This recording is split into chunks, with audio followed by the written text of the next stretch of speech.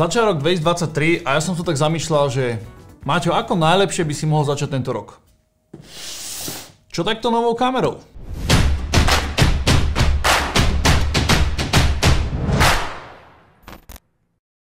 Predo mnou na stole leží Sony FX3.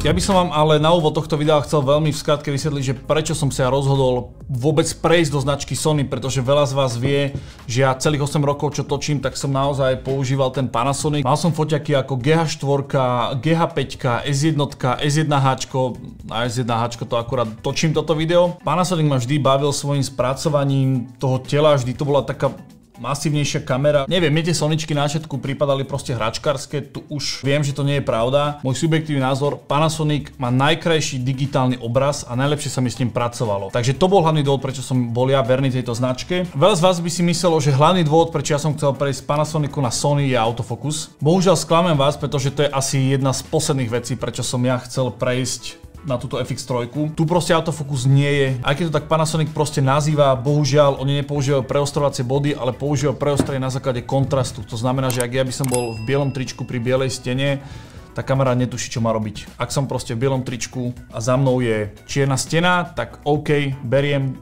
tá kamera tým kontrastom to vie v úvodzovkách nejakže fokusnúť. Ak by ste mi však neverili, tak teraz mám zapnutý autofokus na S1H. Dám si ruku pred tvár. Áno. A som zaostrený.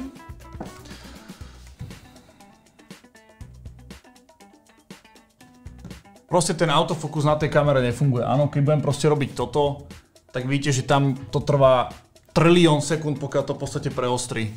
A nerobím naozaj takú veľkú vzdialenosť. Aj keď tam síce nie je autofokus, tak je to niečo, za čo ja extrémne ďakujem tejto kamere a tomu, že som bol verný Panasonicu.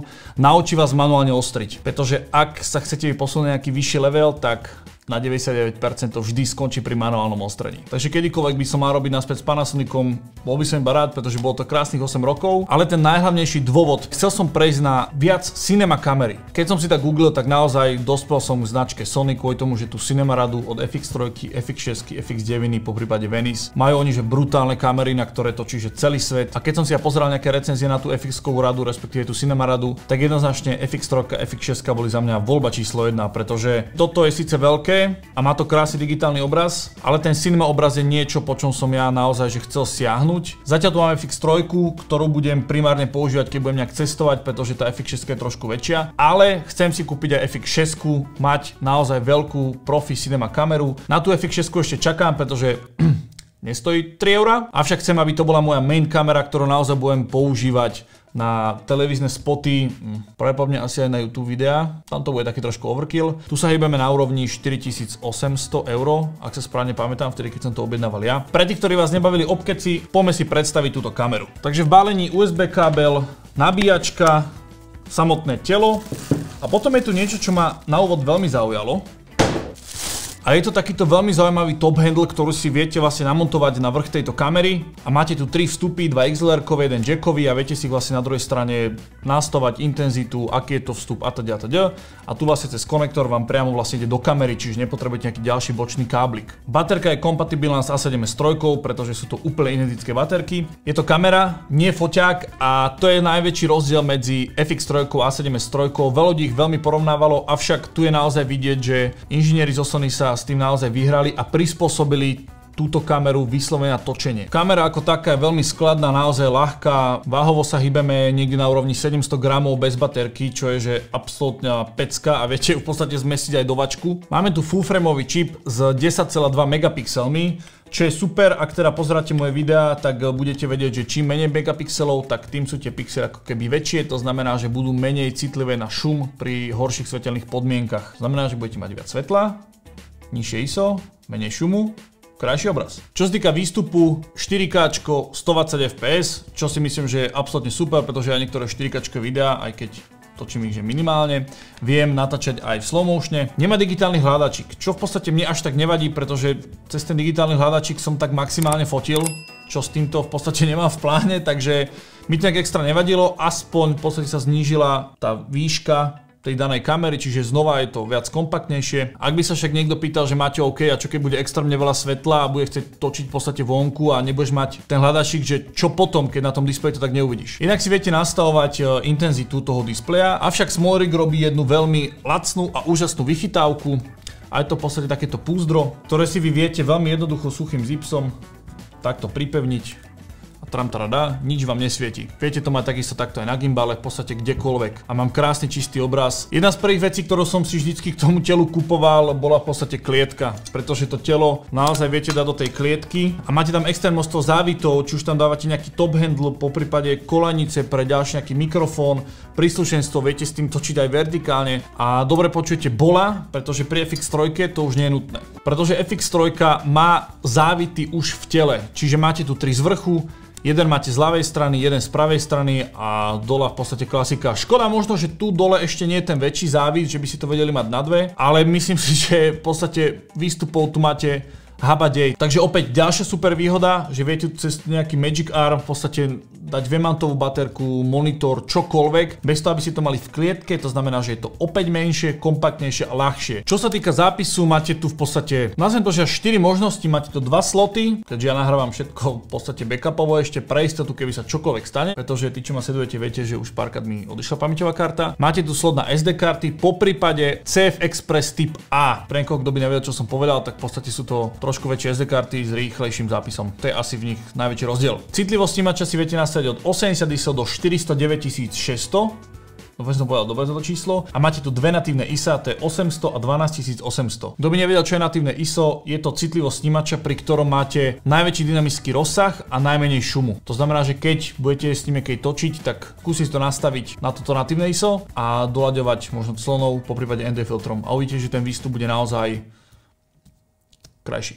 Čo sa týka tela, mne ešte super vyhovuje, že tu máte tlačidlo na módy. Čiže nemáte ako na bežných foťakoch proste toto otočné kolečko, ktoré musíte vždy stláčať a využívate dva módy, a to je že video a manuál. Tu máte proste ten gombík, otvorí sa vám menu a už si v podstate scrollujete iba v tých možnostiach, ktoré máte. Čiže znova nemáte tu žiaden ďalší dzintík, ktorý proste na niektorých foťakoch, že musíte stlačiť, otačate, na druhých to musíte akoby unlocknúť a potom otačate a zase zamknúť. Čím má samozrejme aj stabilizáciu plus, nazvem to, že taký boost, myslím si to volá, že aktívna stabilizácia, kde vám veľmi jemne akoby kropne ešte ten obraz a v podstate viete ho mať taký stabilnejší. Čo sa týka možno tej stabilizácie, keď som to pozeral, áno, stabilizácia je dostačujúca, Panasonic ju má proste lepšiu. Na druhú stranu FX6, ktorú chcem, tú stabilizáciu v podstate vôbec nemá. Tu hore na tele máte v podstate senzor, infračervené snímanie, kde vám vie pri nejakých horších svetelných podmienkach v podstate nadstaviť lepšie ten white balance, že nemalo by vám to nejak utekať do zbytočne studených farieb. A tu vpredu na tele má takú super vychytávku. Je to také špeci tlačidlo, keby ste mali napríklad objektív, myslím, že 16-35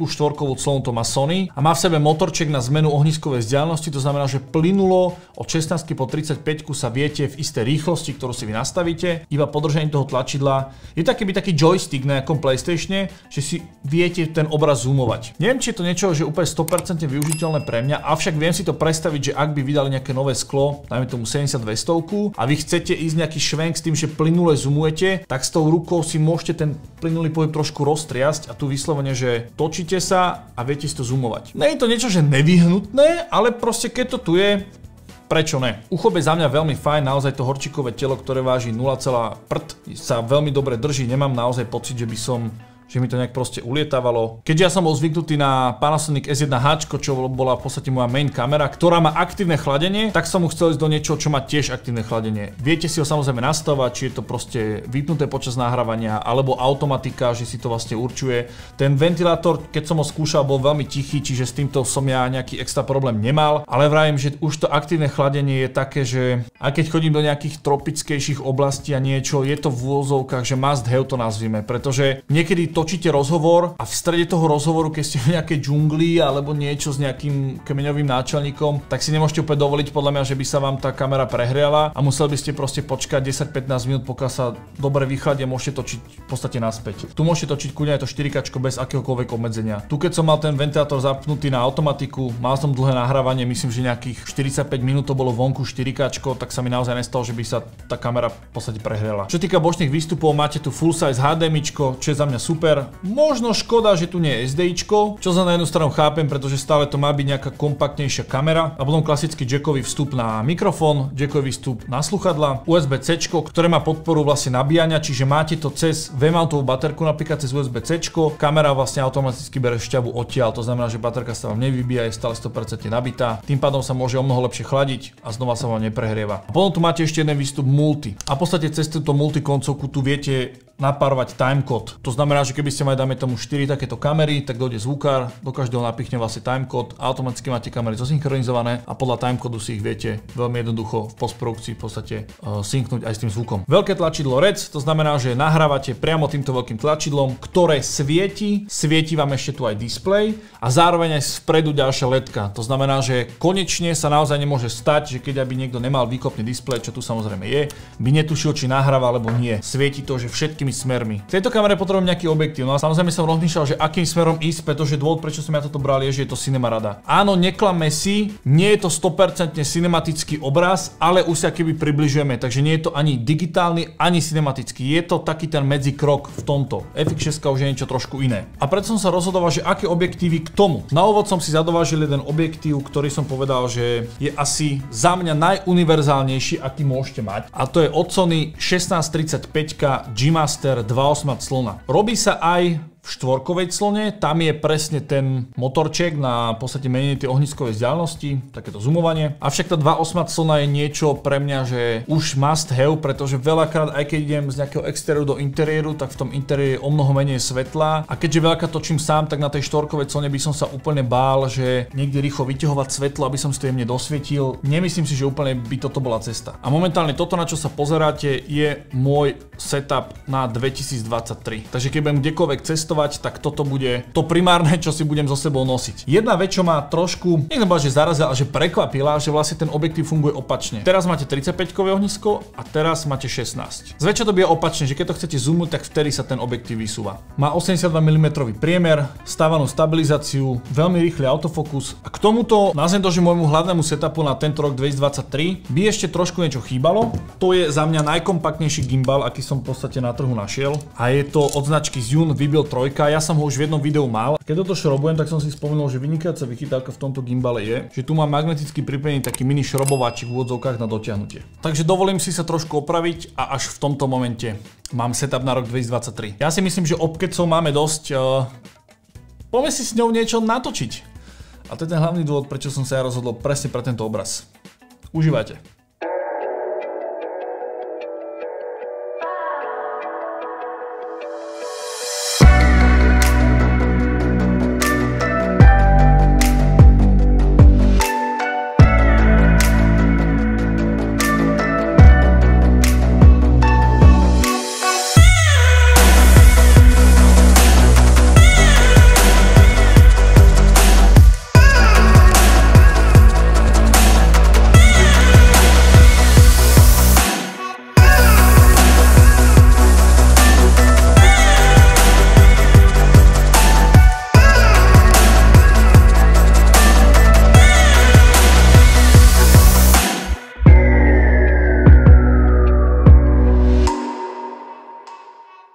Pevne verím, že sa vám tieto zábery páčili. Určite mi napíšte do komentáru, čo hovoríte na výstup z tejto FX3.